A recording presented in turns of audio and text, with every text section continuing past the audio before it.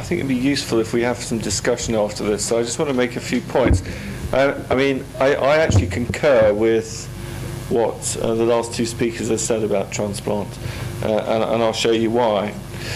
But I think we all appreciate that there aren't necessarily the right answers because we don't have all the information that we need to be able to give very dogmatic opinions about what the best course of treatment is, particularly for the milder forms of this disease. And that's why this slide shows these two roads heading off somewhere.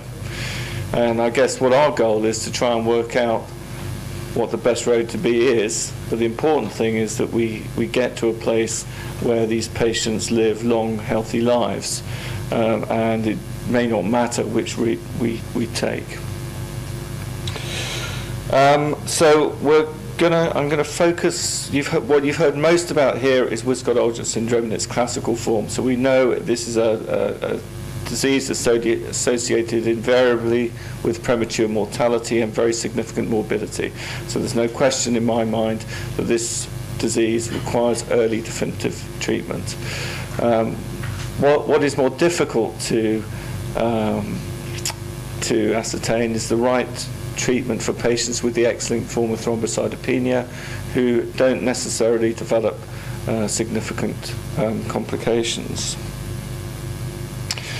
Now, one question I'm always asked, can you tell the difference between classical Wiskott patients and XLT patients? Well, you usually can, and my experience is that a classical Wiskott patient will declare themselves by the age of 2 years. Now, there are patients who have attenuated disease because of specific genetic mutations, as Lisa mentioned, and within those kindreds you will find a bit of a mix. But at the two ends of the spectrum, mild and very severe, I think you can usually tell. And there are a whole host of tests that we can do that we can use to help predict that. So, for example, if we find mutations in the missense mutations in the N-terminal part of the molecule, we can predict, based on the number of patients who are now described with similar mutations, that the patients will have milder disease. And there are hotspots of mutations. So the red dots on this slide represent areas where there are lots of patients with exactly the same mutation. So we can gain information from those groups. Secondly, we know that if patients express some residual levels of protein, they do tend to have milder disease. It's not necessarily true. So, for example, I have one kindred in which the patients express absolutely normal levels of protein but have severe disease. And the reason for that is because that mutation actually totally abolishes binding to the ARP2/3 complex. So it's a very specific mutation. But in general, if patients express some protein, they have milder disease.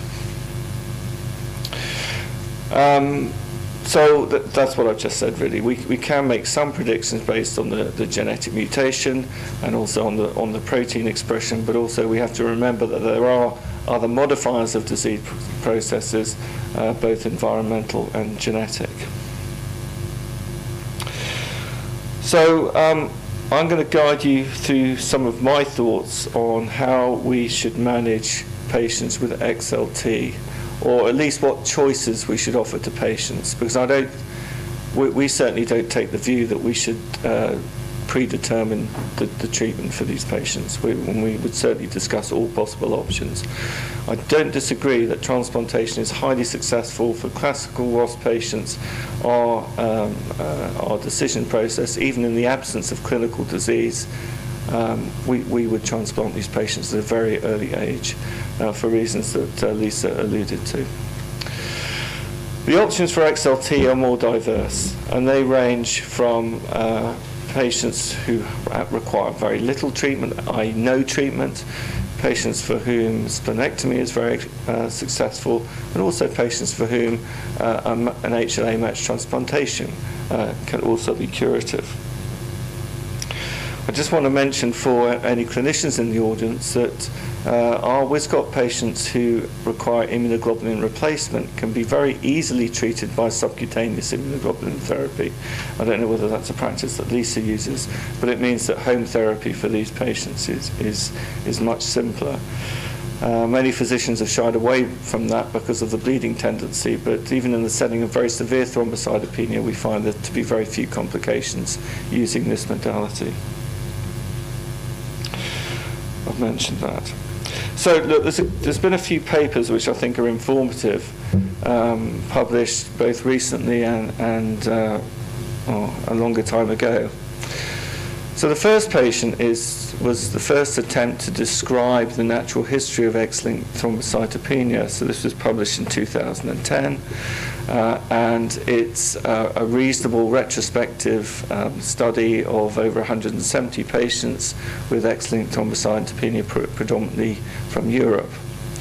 Now the conclusion from this study was that X-linked thrombocytopenia is a chronic, relatively mild disease, and that in fact the survival for these patients was not significantly different from the normal population.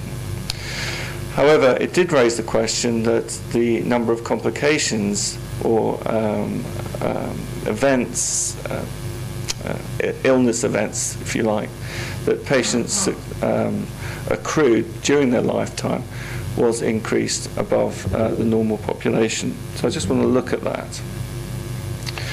So as I say, there's 173 XLT patients.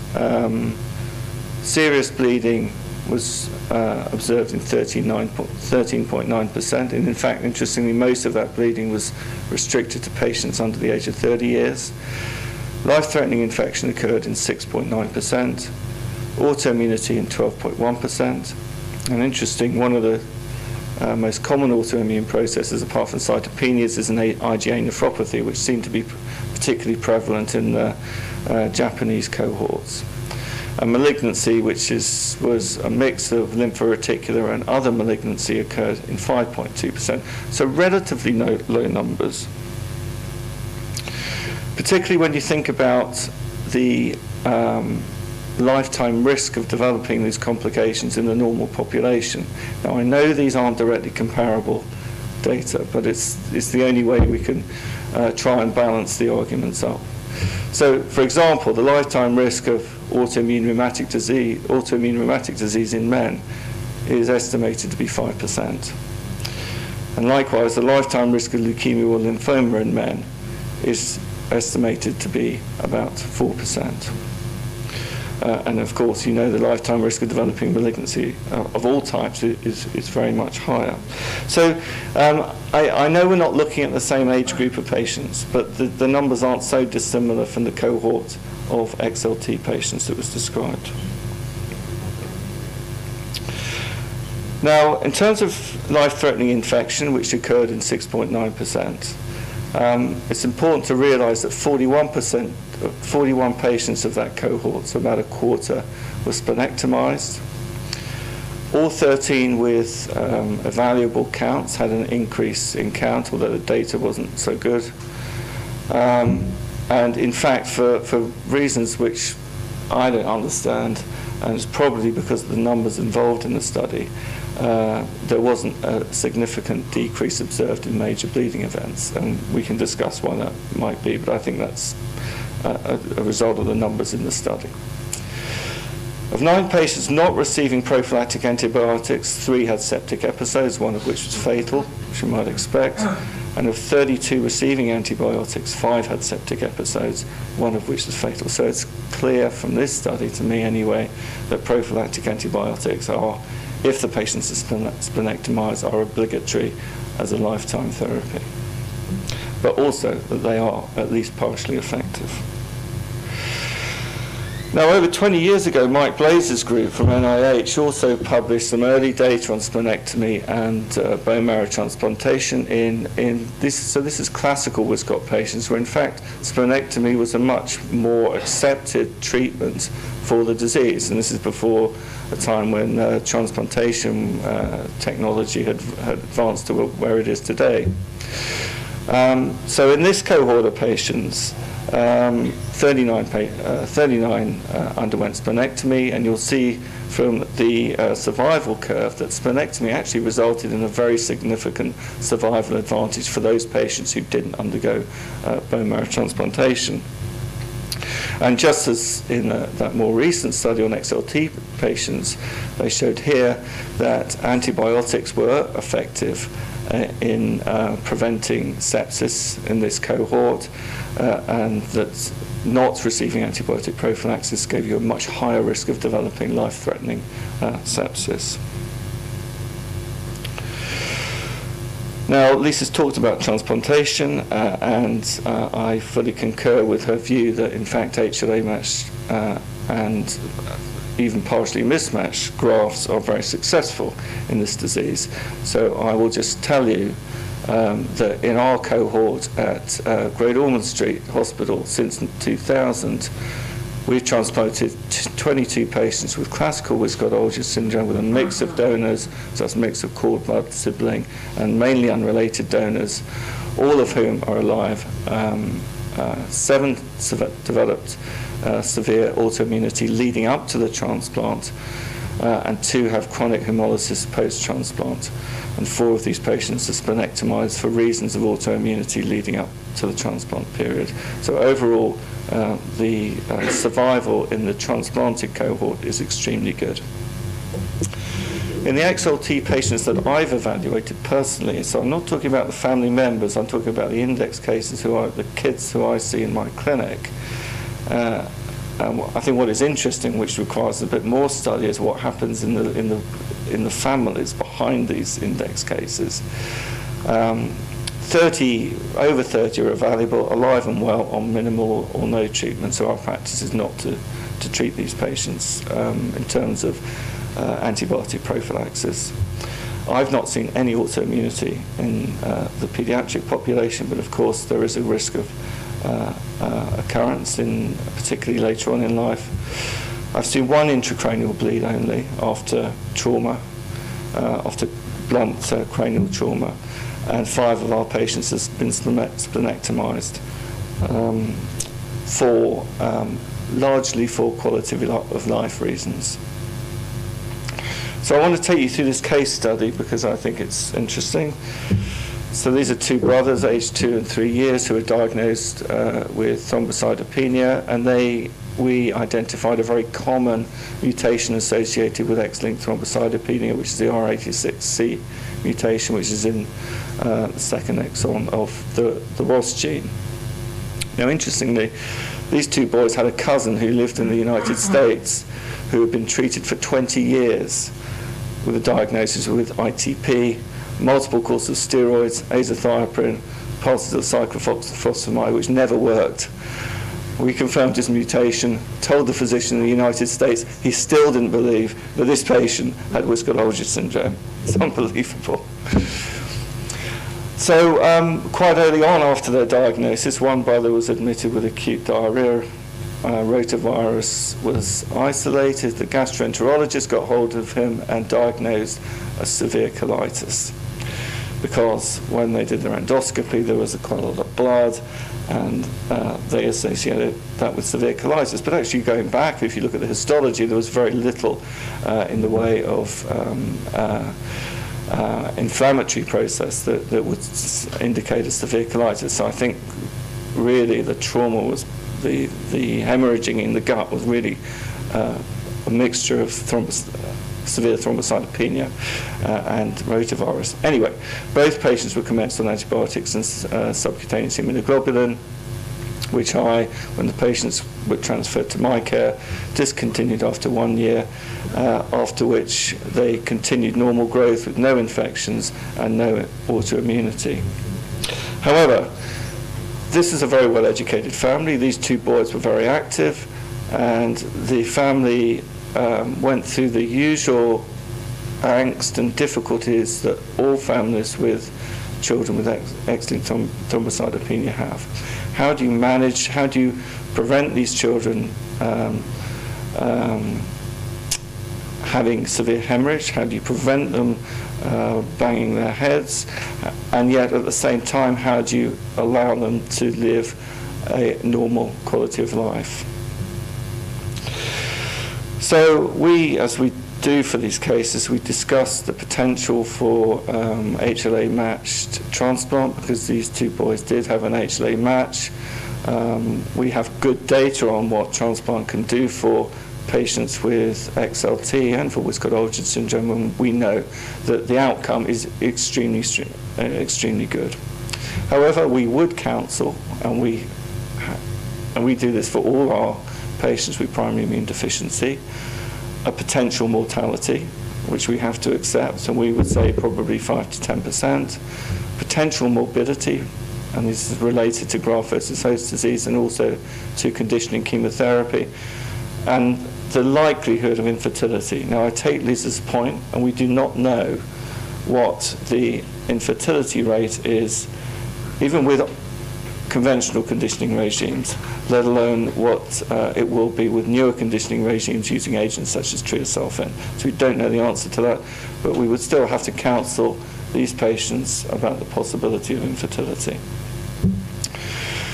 So the alternative treatment we discuss for our patients is laparoscopic splenectomy. So this is a routine procedure at our centre. It's minimally invasive, requires a one-day hospital admission. For this condition, there's more than a 90% chance of resolution of thrombocytopenia. And in fact, the only time that splenectomy will not resolve thrombocytopenia in Wiskott Aldrich syndrome is if there is superadded autoimmunity. Certainly acutely there's low morbidity and mortality, but we have to accept the risk of sepsis, which has been known for many, many years, although we believe the risk of sepsis in the presence of prophylactic antibiotics and also new vaccines, particularly against pneumococcus and meningococcus, will make the risk of life-threatening sepsis vanishingly low. Now, I can't tell you that because the studies have not been done, but that is our belief. Now, what about the risk of developing complications as a result of the intrinsic disease? Well, for my cohort of patients and looking back in the families, the extended families, I think I agree with the published data from the XLT study that the lifetime risk of developing an IgA nephropathy is probably around about 10%. So, both these boys, and this is a parental choice, both these boys were splenectomized for quality of life reasons. These were not splenectomized for medical reasons. They were both splenectomized at the same time. We discussed doing it sequentially, but the parents wanted to do it at the same time. They thought that was fairer for the boys. And in fact, both boys responded extremely well to the splenectomy and normalized their platelet counts. By the next day, they had normal platelet counts, in fact, high platelet counts. Important point is that we vaccinated, I'll show you our vaccination schedule in a minute, but we vaccinated these children prior to splenectomy, and these patients with XLT respond to vaccines pretty normally. They certainly respond to conjugate vaccines absolutely normally, and they do respond to polysaccharide vaccines, whereas classical Wiskott patients do not respond to polysaccharide vaccines. So what about the quality of life? Well, I'll come back to that in a second. So I asked the mother of these two boys to comment on this, and these are some comments she made. Our lives have been changed because these boys can now play football, which they weren't doing before. They're not waiting for the next accident to happen.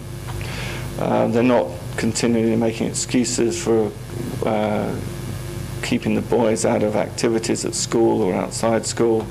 And the fourth point I thought was very interesting, because this is not something the families tell you about when they come to clinic, but actually if you ask the families, this is a common comment that they have, that they're continually being looked at for having children with bruises all over them. The implication that, of course, that they're abusing their kids. And so, of course, this family is very happy, and the boys are certainly, the quality of life for the boys has improved because they're living normal lives, entirely normal lives, with normal activities. But I think importantly also, the quality of life for the whole family has dramatically improved. So this is our vaccination schedule. We vaccinate with Prevnar, so that's a conjugate vaccine, and subsequently with pneumavax, the 23-valent pneumavax. We also vaccinate with meningococcal ACWY. Although actually, if you look back in the literature, the incidence of meningococcal infection after splenectomy is vanishingly low, a few case reports only. So pneumococcus is the major organism. We have a regime to complete these immunizations prior to splenectomy, and then of course these patients require lifelong penicillin prophylaxis. There's no question about that. So I think this is my last slide. I totally agree that XLT is very amenable to treatment by HLA match transplantation, and I think that's an excellent option. I also think splenectomy is an excellent option for achieving normality of lifestyle and quality of life for these families. Both have their risks, both have their advantages, but I think the patients deserve the choice between the two, and all we can do is try and provide them the information that we have. And also, we're obligated to try and provide to determine or to find more information to guide us as to what is the best treatment. So, of course, prospective studies would be fantastic, although they're going to take donkey's years to do that. And of course, other treatments come online. So I think I haven't talked about thrombopoiesis enhancers, but I believe somebody's going to do that in a second. Thank you very much. Day off. Sorry.